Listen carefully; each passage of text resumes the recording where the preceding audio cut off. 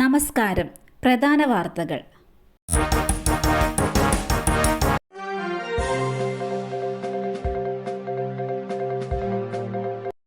53ാമത് GST യോഗം ഇന്ന്. നിർമ്മല സീതാരാമന്റെ അധ്യക്ഷതയിൽ. 53ാമത് GST യോഗം ഇന്ന് ധനമന്ത്രി നിർമ്മല സീതാരാമന്റെ അധ്യക്ഷതയിൽ ചേരും. ആധാർ ബയോമെട്രിക് വഴി GST രജിസ്ട്രേഷൻ ചെയ്യുന്നതിനുള്ള പുതിയ ചട്ടം യോഗത്തിൽ പ്രഖ്യാപിച്ചേക്കും. GST രജിസ്ട്രേഷൻ ആധാർ ബയോമെട്രിക് നിർബന്ധമാക്കാനാണ് സാധ്യത. ഗുജറാത്ത്, ആന്ധ്രാപ്രദേശ് സംസ്ഥാനങ്ങളിൽ ഇത് പരീക്ഷണാടിസ്ഥാനത്തിൽ നടപ്പാക്കുന്നുണ്ട്. ബജറ്റ് അവതരണത്തിന് തൊട്ടുമുമ്പുള്ള GST യോഗമാണ് ഇന്ന് ചേരുന്നത്. മൂന്നാം മോദി സർക്കാരിന്റെ ആദ്യ GST യോഗം കൂടിയാണിത്. GST യോഗത്തിന് മുമ്പ് ധനമന്ത്രിമാരുടെ ബജറ്റ് ചർച്ചകൾക്കായുള്ള യോഗവും ചേരും.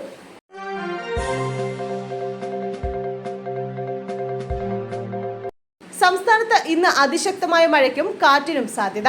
ഈ ജില്ലകളിൽ ഓറഞ്ച് അലർട്ട്. സംസ്ഥാനത്ത് ഇന്ന് അതിശക്തമായ മഴയ്ക്ക് സാധ്യത. പടിഞ്ഞാറൻ മേഖലകളിലാണ് ഇന്ന് കൂടുതൽ ശക്തമായ മഴയ്ക്ക് സാധ്യത.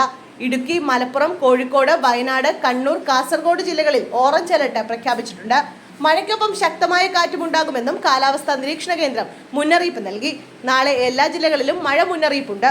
കോഴിക്കോട്, വയനാട്, കണ്ണൂർ ജില്ലകളിൽ നാളെ റെഡ് അലർട്ടാണ്.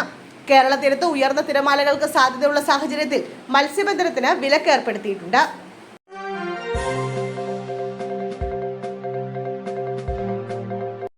TP case. കൊലയാളി സംഘത്തിന് ശിക്ഷ ഇളവ്. 3 പേരെ വിട്ടയക്കാൻ സർക്കാർ നീക്കം. TP വധക്കേസിലെ കൊലയാളി സംഘത്തിന് ശിക്ഷ ഇളവ് നൽകാനുള്ള നീക്കവുമായി സർക്കാർ. 3 പേരെ ശിക്ഷ ഇളവ് നൽകി വിട്ടയക്കാനാണ് സർക്കാർ തീരുമാനം. TK രജീഷ്, മുഹമ്മദ് ഷാഫി, അണ്ണൻ സജിത്ത് എന്നിവരാണ് പട്ടികയിലുള്ളത്. ശിക്ഷ ഇളവിന് മുന്നോടിയായി പ്രതികളുടെ പോലീസ് റിപ്പോർട്ട് ആവശ്യപ്പെട്ടു കഴിഞ്ഞു. കണ്ണൂർ സെൻട്രൽ ജയിൽ സൂപ്രണ്ടാണ് പോലീസിന് കത്ത് നൽകിയത്. ഹൈക്കോടതി വിധി മറികടന്നാണ് സർക്കാരിന്റെ നീക്കം. ശിക്ഷ ഇളവില്ലാത്ത ജീവപര്യന്തം തടവിന് ഹൈക്കോടതി പ്രതികളെ ശിക്ഷിച്ചിരുന്നു. പ്രതികളുടെ അപ്പീൽ തള്ളിയായിരുന്നു ശിക്ഷ വർദ്ധിപ്പിച്ചത്. ഇതിനിടയിലാണ് പ്രതികളെ വിട്ടയക്കാനുള്ള നീക്കവുമായി സർക്കാർ മുന്നോട്ട് വരുന്നത്.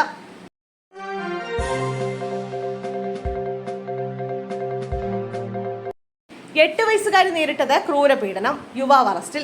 8 വയസ്സുകാരിയായ പെൺകുട്ടിയെ ലൈംഗിക പീഡനത്തിനിരയാക്കിയ യുവാവ് പിടിയിൽ. കോഴിക്കോട് ബാലുശ്ശേരി പനങ്ങാട് അങ്കാത്തട്ട വീട്ടിൽ VC ഷൈജു ആണ് അറസ്റ്റിലായത്.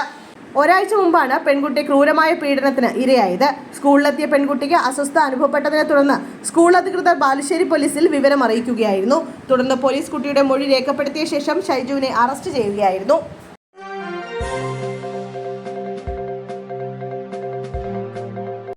വല്ലാർപാടത്ത് വൻ അരിക്കടത്ത്. 1 കോടി രൂപയുടെ അരി പിടികൂടി. വല്ലാർപാടം കണ്ടെയ്നർ ടെർമിനലിലൂടെ വൻ അരിക്കടത്ത്.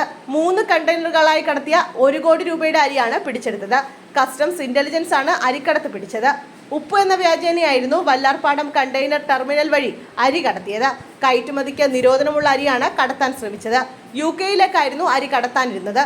തമിഴ്നാട്ടിലെ ഒരു സ്ഥാപനത്തിൻ്റെതാണ് പിടികൂടിയ കണ്ടെയ്നറുകൾ. 1 മാസത്തിനിടെ മാത്രം 10ഓളം കണ്ടെയ്നർ അരിയാണ് ഇവിടെ നിന്നും പിടിച്ചെടുത്തത്. 3 കോടിയോളം രൂപയുടെ അരി നേരത്തെ കസ്റ്റംസ് പിടിച്ചെടുത്തിരുന്നു.